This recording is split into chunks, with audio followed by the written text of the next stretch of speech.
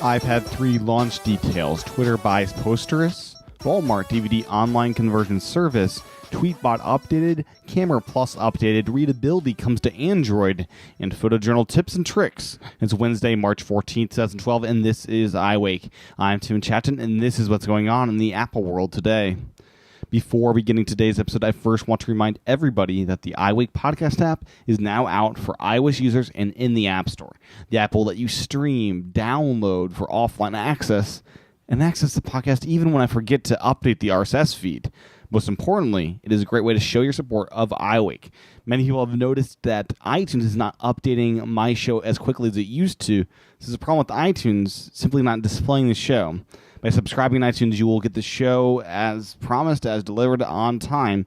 But a way around that is just buying this iWake podcast app, which lets you download the show right away once it's available. It's universal, so it'll run great on the iPad, iPod Touch, or iPhone.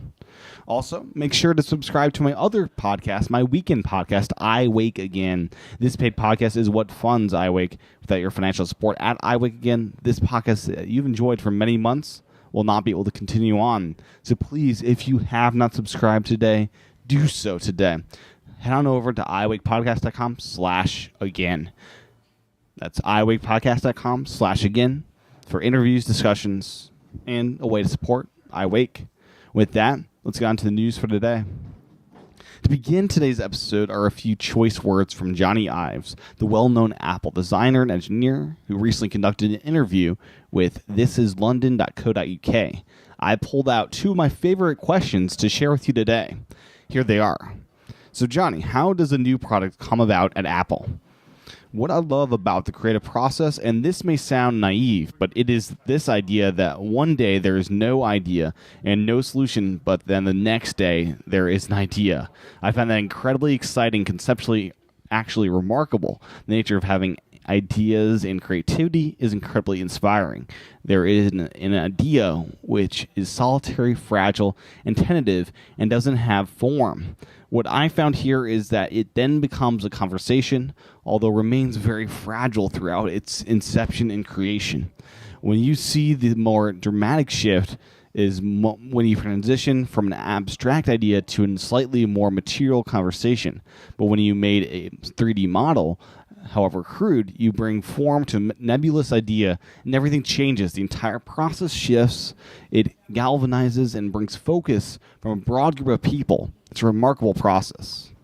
So, kind of long-winded there, but that's the how things become a product at Apple. So, next question, the second question I will share today are, what are your goals when setting out to build a new product? Our goals are simple, very simple. To design and make better products. If we can't make something that is better, we won't do it. Strong words and true words. This full interview is a great read, and like I said, is over at thisislondon.co.uk and can be found in the show notes at iwakepodcast.com and in the enhanced version of this show found in iTunes as an audio show.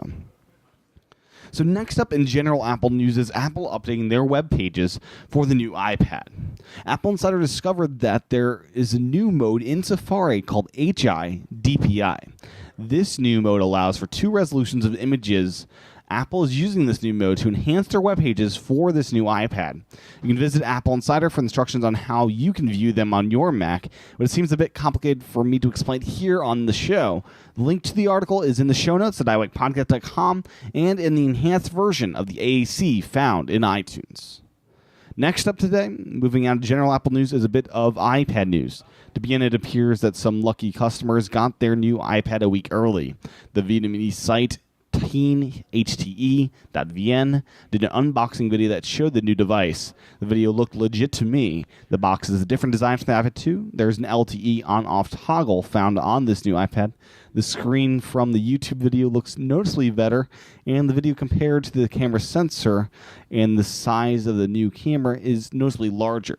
Previously, the iPhone 4 got a preview from a Vietnam-based site, and it seems that there are just a few leaks going on in that country, and they got it a bit early there, at least for one person. Moving on, if you recall, yesterday I noted that because of a new store opening this Friday at 8 a.m., many expected the new iPad to launch at that same time. Well, it is official. Posters are going up at Apple retail stores around the world now, telling customers that 8 a.m.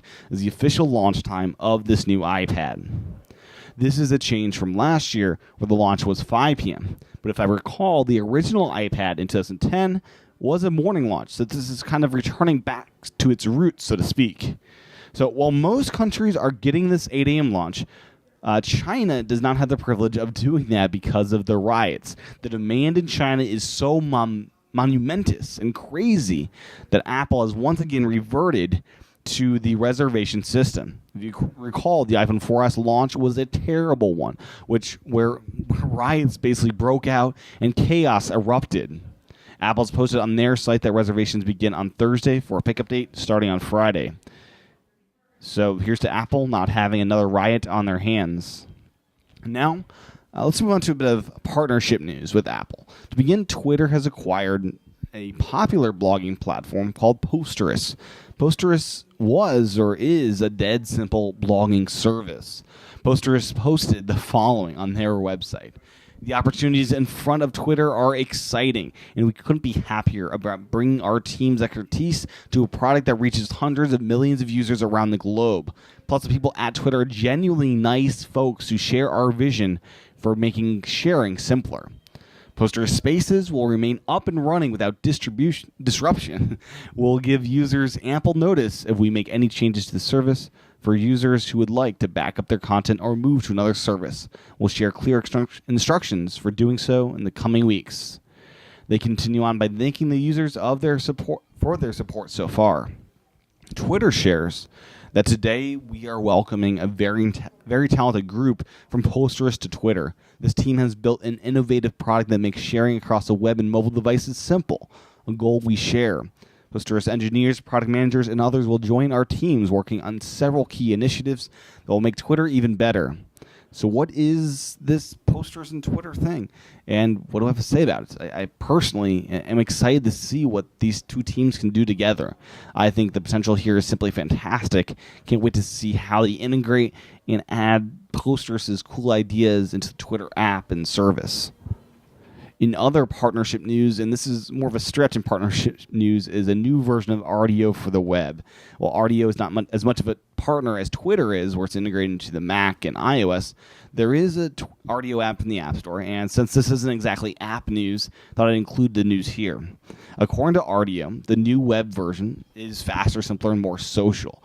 They're doing a major overhaul here. The new Rdio is visually beautiful and dynamic, and basically all those fancy words make it sound like it's going to be easier to actually use Rdio's 15 million songs and actually experience Rdio in a much better way. New features include the oft-requested drag and drop playlist creation, a more personalized heavy rotation, and private playlists. The completely redesigned new Rdio is available on Rdio.com, and the Rdio desktop apps do have this as well. It's available to all web and unlimited subscribers. Switch on New Rdio from the drop-down menu under your name and try New Rdio. For more instructions and information about this, just go ahead and visit rdio.com/new. It's a cool service that competes directly with Spotify and Rhapsody. Now onto some competitor news. To begin, the Nook Touch has been updated to fix Wi-Fi issues that have plagued many Nook Touch users for a couple months at least. The 1.12 update is out and available now to all Nook Touch users, so go out and grab it if you are one of those folks. So the big competitor news today is oddly from Walmart, of all places. The company has announced that next month you'll be able to bring in DVDs or Blu-rays, and for a nominal fee have that movie be made available through the Vudu service powered by Ultraviolet. According to The Verge, Walmart has partnered with 5 of the studios, Fox, Paramount, Sony, Universal, and Warner Brothers. Adding a standard definition copy of a DVD or HD copy of a Blu-ray will cost you $2. just $2, while upgrading DVDs to HD will cost $5. Walmart is also claiming that any movies that customers have acquired through other ultraviolet sources will be playable through Vudu, so it will all be connected, which makes it great. You don't have divided content there. This program will roll out in all Walmart stores on April 16th. Walmart stressed, though, that users would be able to keep their discs, their physical objects there, but it wasn't clear yet how Walmart would keep users from bringing in the same DVD for different people. So say my friend has a DVD, he brings it in, and then say I grab his DVD and try to bring it. How will they stop that? So that question is not answered quite yet. The Verge continues on by saying the major strength of this program sounds like the use of Vudu. This service is already on the PS3, Xbox 360, and a variety of Blu-ray players and smart TVs. So users will be able to easily play this content on big devices in the living room.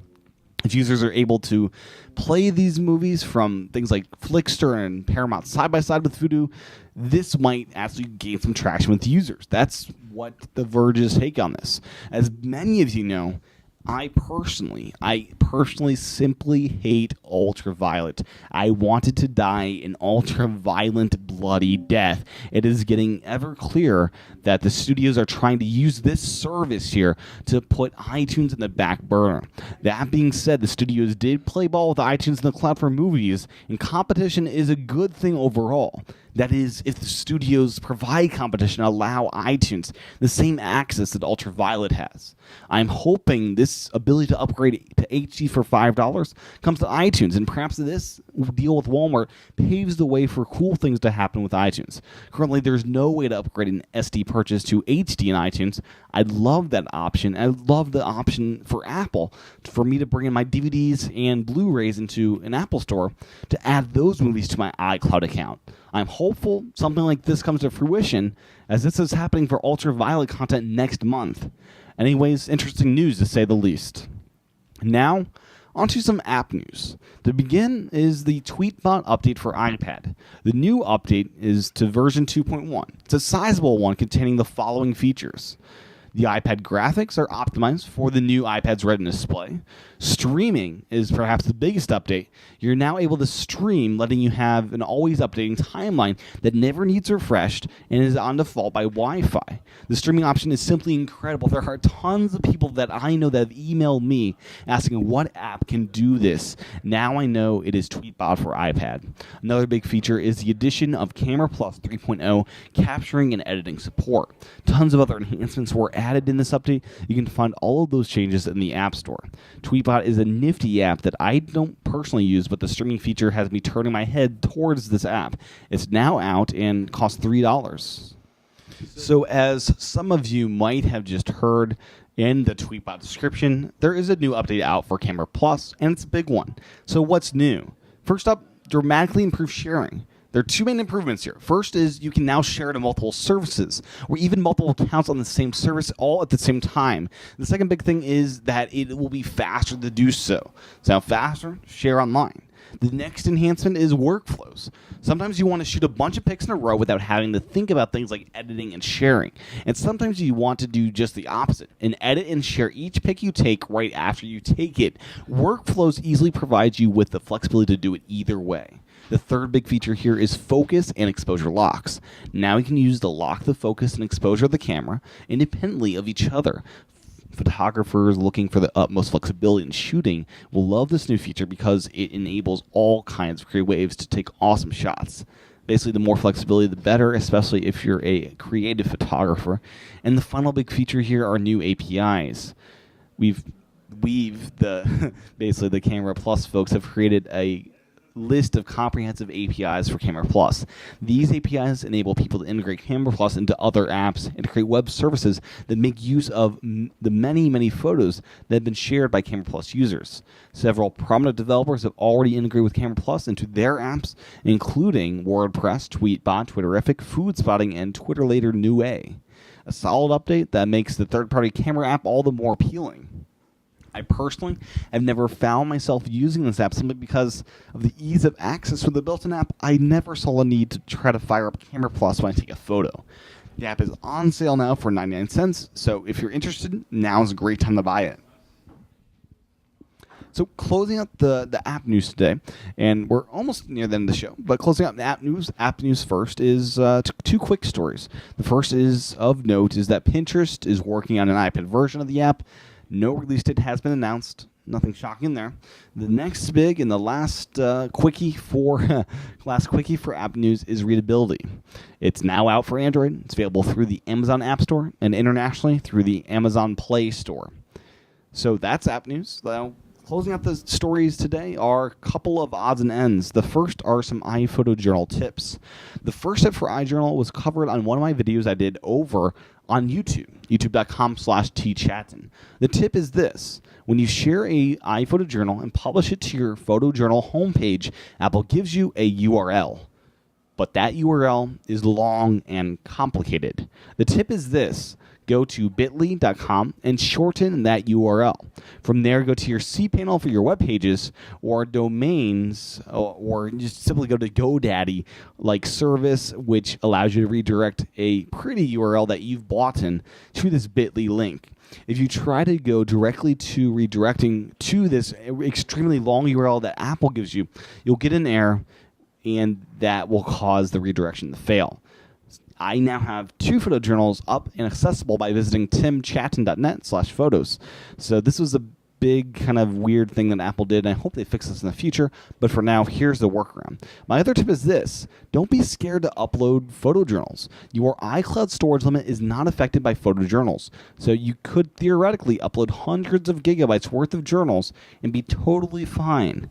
I'd imagine things like the weird URL and iCloud storage will change in the future, but for now, these tips should be helpful, and I hope iCloud remains separate from these journals so we're not scared to upload our photos. The last story of the day and closing story is not really Apple related, but worthy of mention. My favorite show, Dexter, which is on iTunes, it's my favorite Showtime show, I should say, is Dexter. It's on iTunes and has been renewed for a 7th season. The new season will debut September 30th of this year. Initially, there were problems with the Dexter show as the main characters, Dexter and Deborah Morgan, were dating or married in real life and recently broke up. So it's great to see they got this issue worked out, and there's a 7th season on its way.